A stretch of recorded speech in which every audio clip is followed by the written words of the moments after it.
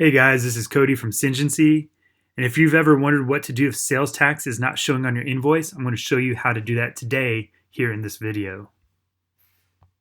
If you have created an invoice and the sales tax isn't showing when it should, it is usually because the client or talent that the invoice is charged to does not have sales tax added ticked under their accounts.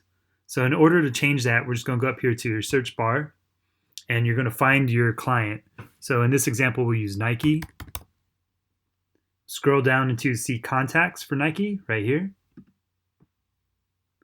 Then on the left side, you're going to go to accounts. Click that.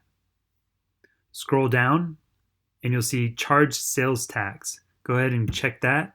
Click save and you're all set. You can also do the same process for your talent as long as your agency charges sales tax. Otherwise, it won't appear. But I put a link in the description so you can follow the same steps to add tax to your talent's invoices as well. Thanks for watching.